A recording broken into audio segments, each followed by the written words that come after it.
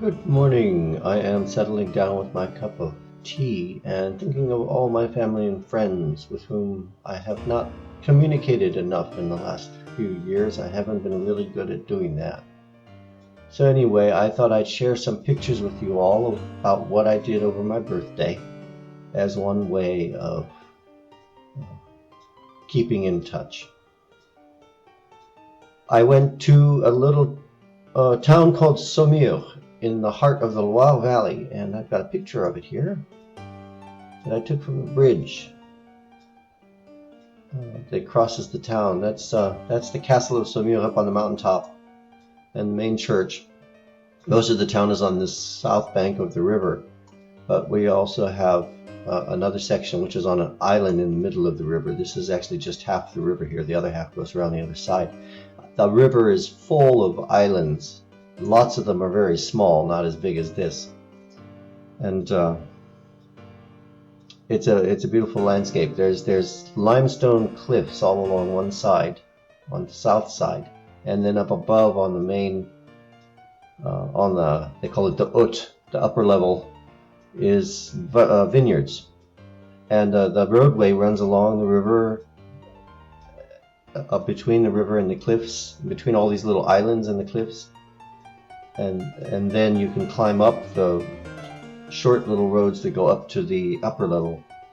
So here's another picture, beautiful limestone countryside. Pretty little house there. I was in Saumur for about 4 days. Here I am. The road is just to my left, and then this is like a little driveway, and then these are the limestone cliffs between the river and the vineyards up above, and they're full of caves, both natural and man-made. They were originally used to quarry stone for building, and then the caves were converted mostly to to wine storage.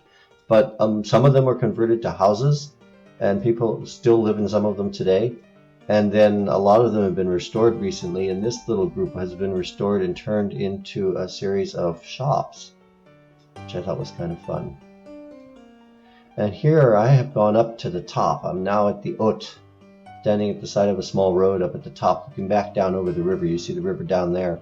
All this stuff, all these little islands and islets along the river are, in really wet years, they get flooded.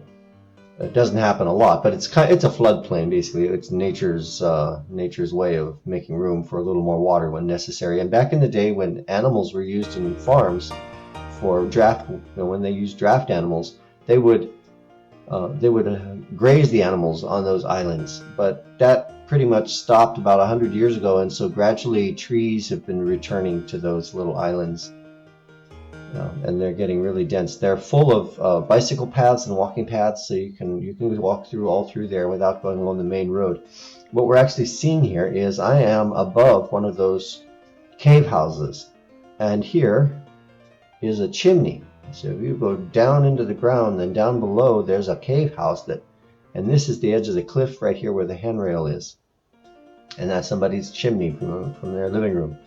This here is a gas tank, so their gas service is coming from the road, and they're delivering the gas into this tank and then piping it down.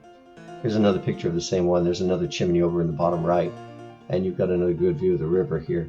The main road is right down in the break of the trees here, but you can't see the road. That's a view of the river from one of the bicycle paths. I didn't ride a bike, I just walked. And from the main road down near the river, this is typical of the little streets that go up to the top. And this one actually leads to a cave. And some of these caves are just passageways that continue on up until you reach the top. Everything is limestone. It's a very soft stone that is easy to carve. So you can make really beautiful detail from it, but it also being soft, it also loses its detail pretty quickly. This is all part of the same area. It's called the Chateau of Marguerite d'Anjou, and it's a sort of a castle, but also a sort of a village. It's like a whole cluster of buildings that are pushed up against the cliff. The back faces of these buildings all butt up against the cliff, and then they they lead into caves and passages that are inside the cliff. And it was lived in like a village rather than a castle. There was a whole community of people that lived there. And it's all been restored, and it's all houses now.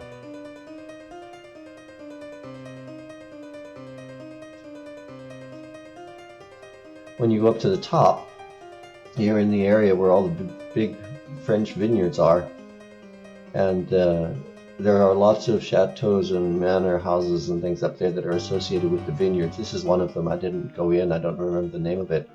But behind me, there's a big vineyard, and this is open to the public for wine tasting. I don't remember which one this is, but it's probably lived in by the owners. Most of them are. And mostly they're just open, only small parts of them are open for the public for wine tasting. Nearby, I stopped at a little church which dates mostly from the 11th century. This porch on the front was added on. Inside there's a Renaissance style door that was from 1500s.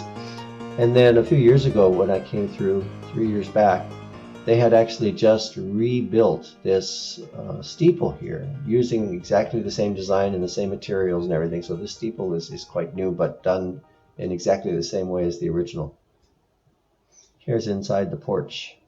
A big rainstorm blew through while I was there, and I took shelter in this porch. It was serious rain. I don't think only once in my life have I seen a stronger rainstorm, and that was when I saw a flash flood in New Mexico. And this was bad. It was fine where I was, but about I don't know, 10 miles away, off where sort of in the middle of the screen there, a small tornado formed and hit a church in a village over there and tore down, destroyed the tower of the church, and the tower fell onto the roof and through the roof into the inside of the church. It was really unfortunate. Nobody was hurt, which was wonderful, really great, but it was an unfortunate loss. That's the doorway, Renaissance-style doorway. And there's a view of some of the countryside in the Haute. We're seeing the wheat fields here, but mostly it's vineyards. There's another one of the vineyard chateaux behind its wall.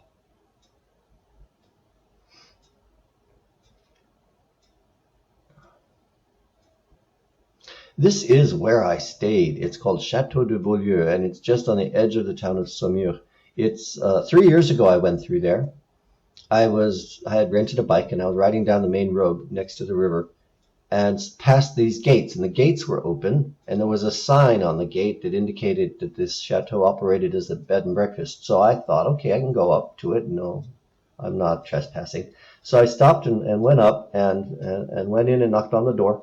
And I was greeted by a very jovial and friendly Irish gentleman who's a retired engineer and who now owns this chateau with his wife. He very kindly took me on a little tour of the chateau, and we sat in the salon, and his wife brought us some perfect tea. And we chatted for about an hour about architecture and engineering and restoring chateaus, and I don't remember what else. And then I got back on my bike and went on my way. And we kept in touch. I happened to go through again a year later and dropped by again, and we had a similar nice conversation. So this time when I decided I wanted to go there, I contacted him and asked him about the possibility of having a room for a few nights there. And they were indeed open. So this is where I stayed. It was quite a wonderful experience. There's the main salon, billiard room beyond it, and then there's another similar room on the further side of the billiard room, which is the dining room. Upstairs hallway that where all the bedrooms are. The view towards the garden. The chateau is in the low area alongside the road and the rivers, on the other side of the road from the river, so it's not on the haute, it's not on the upper level. And what happens is when you go out the backyard, the back garden actually slopes gently upward to the haute. I'm sure that it must have been terraced at the time the chateau was built. That's the back of the chateau. I like the way the back is all higgledy-piggledy, everything working itself out without all the formality of the front. We have, for example, three different dormer windows. We've got three dormer windows across the back, one in the upper right, one in the middle, one off to the left here, and each one is different. I'm sure that it must have been built in stages, and then perhaps the front elevation was done to kind of unify the whole thing. But this here, for example, is a stair tower. And there are some things about the stonework in this one that look a little different than that. There's a section over here, which if you look at the base of it, it's built at a different time. I'd be really curious to go back there sometime and really delve into the history of how it got built.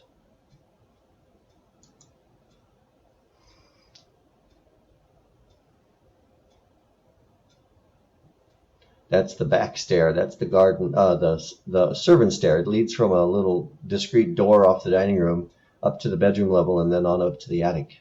It is a most amazing piece of woodwork.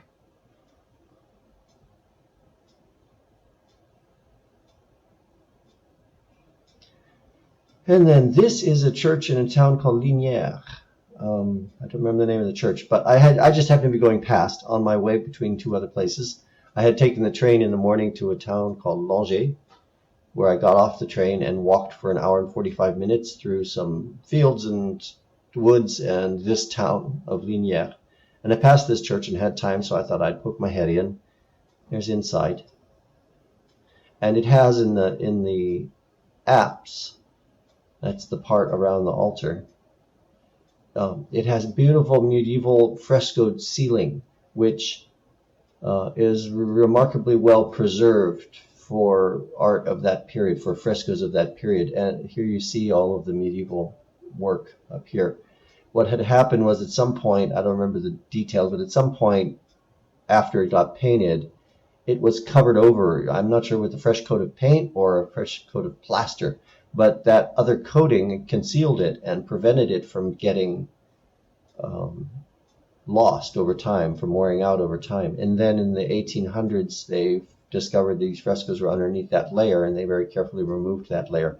All of the other painting you see here was done in the 1800s. I was walking, my destination that day was this chateau called Lillette, Chateau de Lillette, which is a chateau I have wanted to see for many years, but is only open in the summertime because it's privately owned and the family that owns it actually lives in it. So I've never had the chance to be there at the right time to see it. But this year I was able to. This is having come through the gates, Lillette, which means little island. The chateau is on a little island. This is one of the spots where the river breaks into a whole bunch of little islands. Now, this is no longer the River Loire. This is the River Aisne, which is a tributary to the Loire, and which is lined with beautiful chateaus and mills, water mills. This is a water mill over here. We'll see another picture of that. There's the water mill, which belonged to the castle. It had two separate mills, so presumably they were designed, they were grinding two different types of products. Now the mill, all the mill machinery is long gone, but the mill is the gift shop and cafe for the chateau now.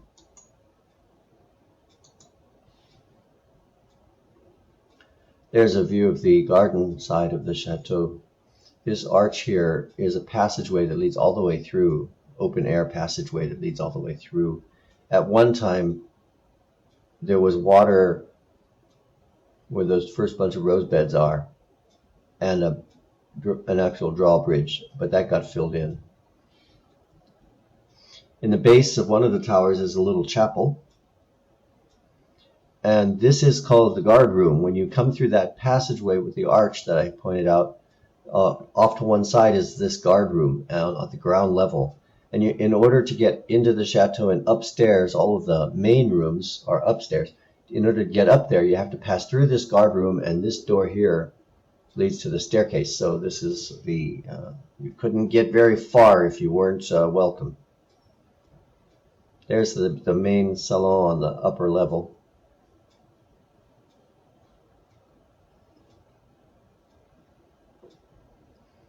The woodwork, pretty the way they painted it. Various rooms, mostly bedrooms, and we're looking at different bedrooms. It's still lived in. The family lives there. All So we're actually seeing their bedroom. Of course, they clean everything up and make it all suitable for visitors. And then during the summer months, they move into an adjacent farm building that's been remodeled into quite a nice house. At least it looks like it from a distance. I'm sure they're not sleeping on the straw.